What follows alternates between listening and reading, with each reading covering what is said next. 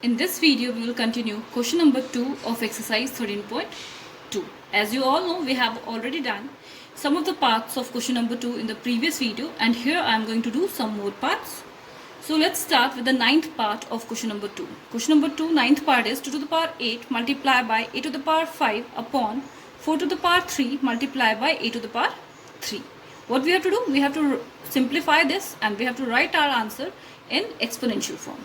So let's start. First of all, we have to write this 4 as 2 to the power 2 in order to just write as the power of primes. So we can write 4 as 2 to the power 2 because 2 to the power 2 is equal to 4 only. So that's why we have 2 to the power 8 multiplied by a to the power 5 upon 2 to the power 2 whole to the power 3 multiplied by a to the power 3. You can see I have just changed this one. Rest of the things are just same, right?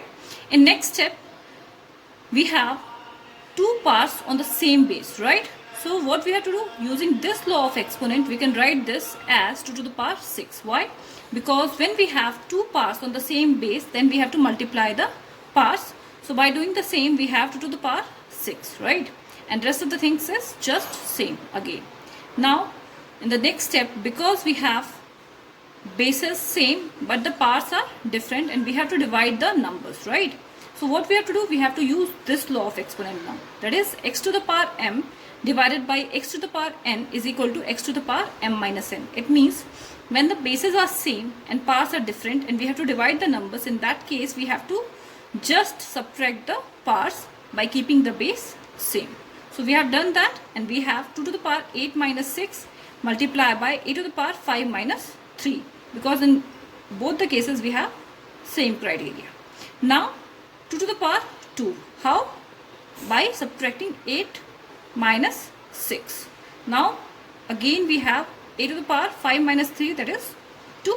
So that's how we have 2 to the power 2 multiplied by a to the power 2.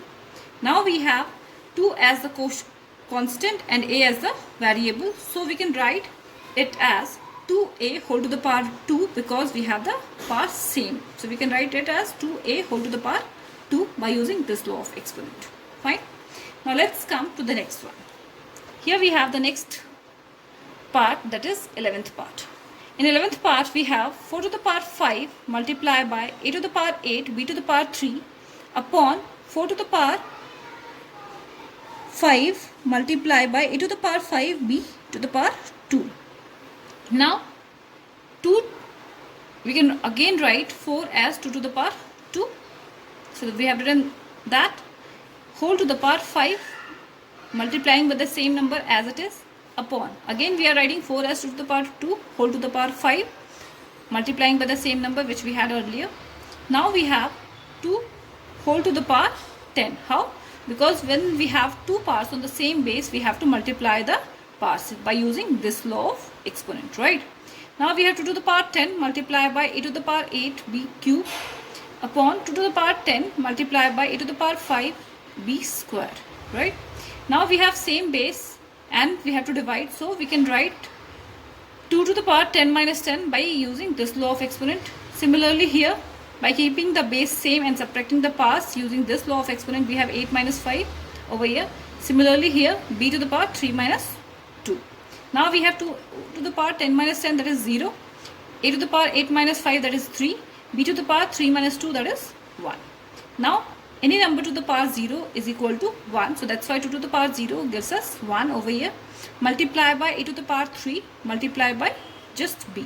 So that's why the answer is just a cube b or a to the power 3 b. I hope it is clear. So copy this in your fair notebook. Thank you.